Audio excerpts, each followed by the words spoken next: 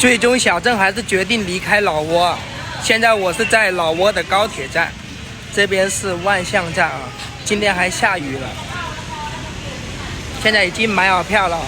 这个是万象到秣丁的，大概是4个小时可以到秣丁口岸，然后过去就到我们中国了。非常感谢啊，这个是我在老挝的朋友，他叫安安。安安可以跟大家打个招呼吗？非常感谢啊，今天送我来火车站，还帮我买了这个火车票啊。然后我就要先回去了，今天还下雨了，我帮你打个车先回去吧。然后我就进去坐车了。这个是万象站啊，这边是进站口，跟国内的风格是一模一样。现在先进站了。来的时候感觉人很多啊，但是回去的时候感觉人比较少。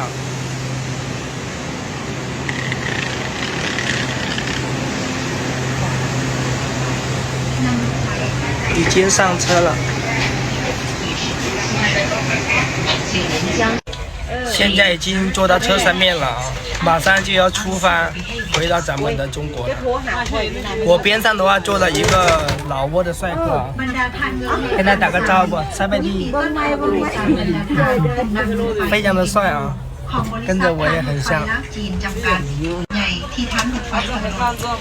这车上面还有中文播报啊，非常的方便，根本不用害怕听不懂。刚刚下了高铁啊，然后这个大哥送我来到这个口岸啊，花了5万老挝币。现在我要过去了，过了这个关口就到咱们中国了。这里是老挝的秣丁口岸啊，应该是从这边啊，这边是进去的，然后这边是出去的。这边有卖电话卡什么的啊。咱们现在入境了，看看会不会被收小费。前几天听我朋友说啊，过关要收小费。小郑已经顺利回来了啊，没想到在老挝下雨，回到咱们中国呢也是在下雨啊。这边是莫罕口岸啊，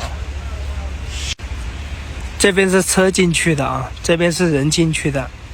刚刚从口岸里面出来，现在已经顺利回到中国了。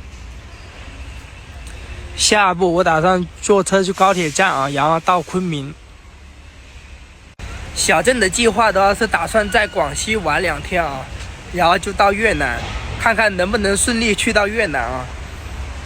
到时候给大家分享越南的生活。